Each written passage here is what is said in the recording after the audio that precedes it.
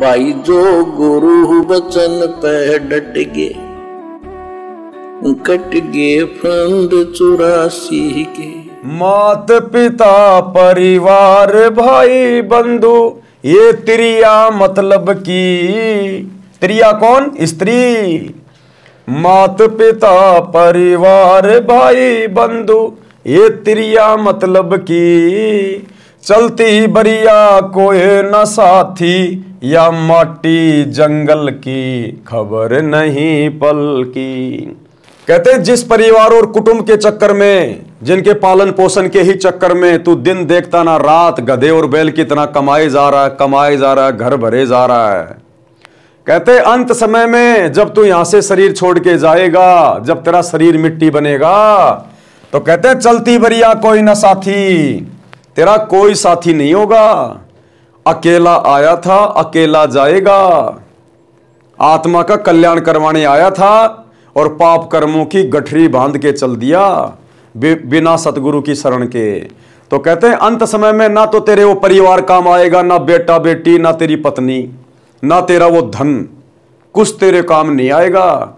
वही परिवार वाले तेरे को उठा के फूक फाक के आ जाएंगे, 2-4 दिन रोलेंगे धोलेंगे, फिर वो स्त्री कोई दूसरा अपना खत्म कर लेगी और वो परिवार वैसे ही चलेगा जैसे पहले चल रहा था। जिस परिवार की जिम्मेदारी लेके तू दिन रात टेंशन में रहता था, मैं मर जाऊंगा तो परिवार कैसे चलेगा, मेरे बेटा बेटी का क्या होगा। वो बेटा बेटी बड़े आनंद से रह रहे, कोई दिक्कत नहीं है। दुनिया के माता पिता मरते हैं, 2-4 दिन का रोना धोना होता है, उसके बाद वो परिवार वैसे चलता है। सब अपनी अपनी किस्मत लिखवा के लाते हैं, कोई माँ बाप के भरोसे नहीं आता है। ये तो हम लोग फालतू की ठेकेदारी ले रहे, फालतू की ठेकेदारी। ठीक है, माता पिता की भी जिम्मेदारी निभानी है, बाल बच्चों का भी पोषण करना है। परमात्मा ये नहीं कहते कि माता पिता को छोड़ दो, परिवार को छोड़ दो या जिम्मेदारी ना निभाओ।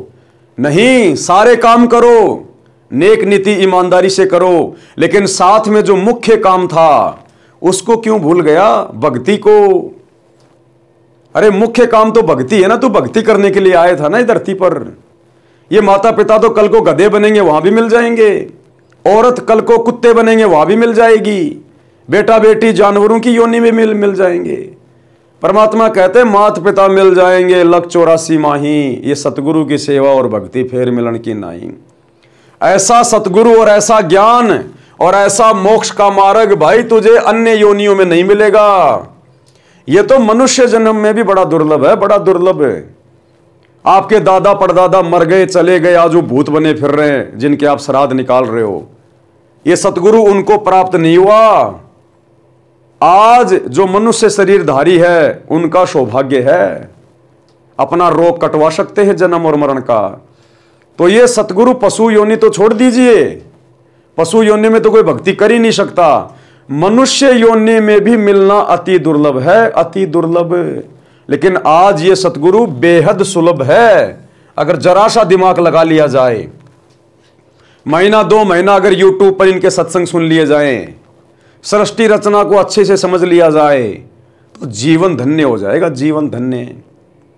आपका वो परिवार भी, आपके बच्चों का पालन पोषण भी परमात्मा के आशीर्वाद से इतने अच्छे तरीके से होगा, आपके आड़ोसी पड़ोसी गांव वाले देखते रह जाएंगे कि ये भाई साहब करता कुछ नहीं है और इसके घर में ठाट बाट हो रहे हैं।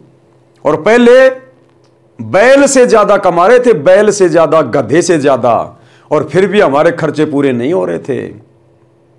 इसलिए दुनिया सतगुरु को ढूंढती है, लेकिन रॉन्ग नंबर लग जाता है दुनिया का। नकली सतगुरु उसे अपनी चपेट में ले लेते हैं, आत्माओं को फंसा के बैठ जाते हैं। गांव गांव में बैठे ये नकली पाखंडी आचार्य शंकराचार्य।